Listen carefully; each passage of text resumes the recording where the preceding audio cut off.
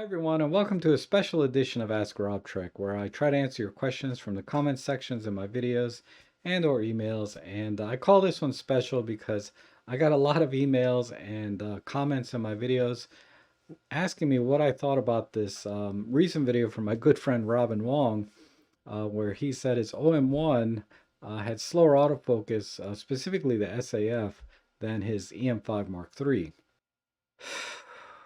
Wow. Thank you so much, Robin, for opening up this can of worms.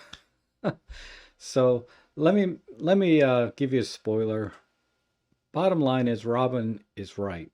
Essentially, my EM5 Mark III can focus in lower light than my OM-1, and I measured it to be about a one-stop difference. All right, so basically what I did is I set the cameras up one at a time on a tripod with the 12 to 40 Pro, and then I pointed at a target on my wall, and I made this test chart here, and it's a very low contrast test chart. Basically what you're looking at is a box that is 2.5% gray.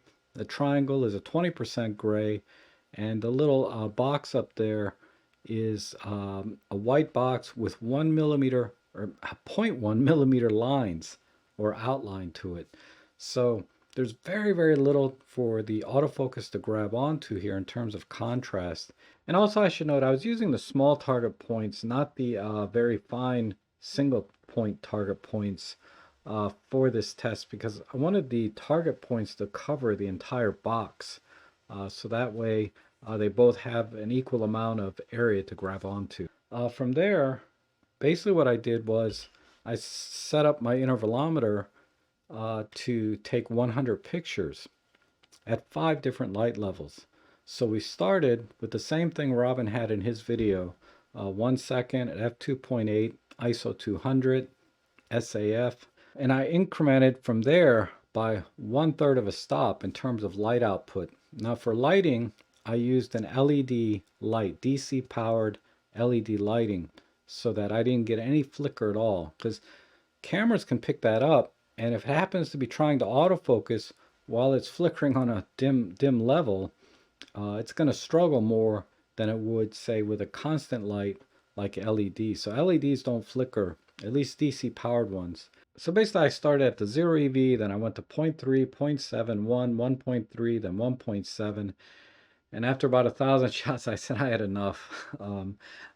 Basically I had enough data to kind of make the point.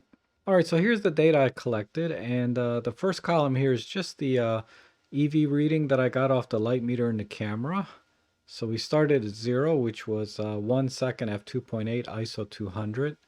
I did 100 clicks via the intervalometer, and I got 49 focus locks and images because I had the camera set to AF release to off, so that the camera will only take a picture when it thinks it has focus. Out of those 49, I got 22 sharp images. I mean, tack sharp. I was very critical. If it was a little off, I didn't count it. So I ended up with 27 false positives and 22% sharp out of the 100 clicks. And out of these false positives, some of them on the EM5 Mark III were just way off. I mean, it was completely blurry, so I don't even know why it, thought it had focus when it was way off. But in any case, what surprised me is I would expect that as we increase the light, we would get a higher hit rate. Now we certainly got more focus locks. This is fairly consistent, but there's a pretty good drop right here. And I ran this test twice, and this is actually the higher of the two. So I don't understand this particular data, but there's a drop here in the number of images I captured. Now looking at the OM-1, you can see up to about 0.7 EV, I got nothing basically. 6%, might as well be 0. But I got 13 locks and 6 in focus, 7 false positives. But you can see at 1 EV, once I get enough light, once the OM-1 gets enough light, it starts to lock in and get focus and get sharp focus. So we got 57 out of 68 sharp images. Only 11 false positives. And this makes sense to me, right? As the light increases, you get a higher percentage of sharp images. So you can see I got 99 locks, 78 sharp images, and 21 false positives.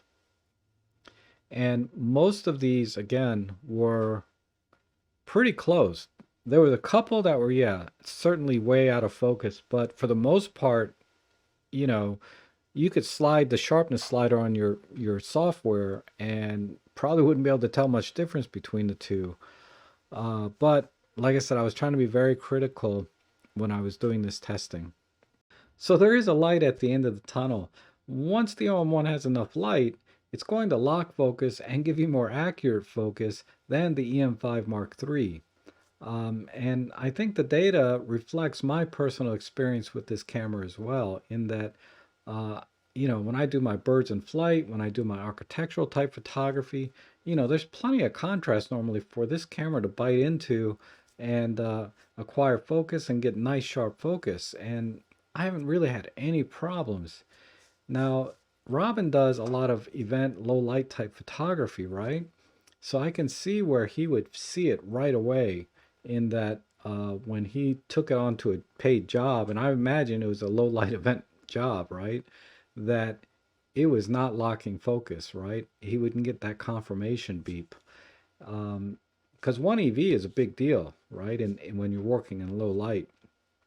So but I don't do a lot of that kind of photography of myself, so that's why I didn't really notice it before. I always thought the autofocus was fabulous, because I'm normally in good light or I use flash, etc.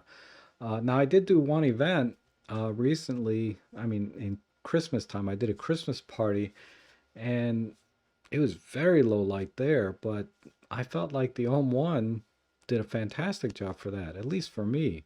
But I don't do a lot of events like that, and I didn't do any events like that with my EM1 or my EM5 Mark III. So I didn't notice, whenever you notice something, it's because you're comparing it against something else. I had no experience to compare it against something else like Robin does. He has a lot more experience than I do in that sense. But anyhow, those are my results. I thought I'd share them with you. And if you have any other questions, or if you'd like me to try and test something else, maybe I made a mistake in my methodology here, I'll be happy to try something else.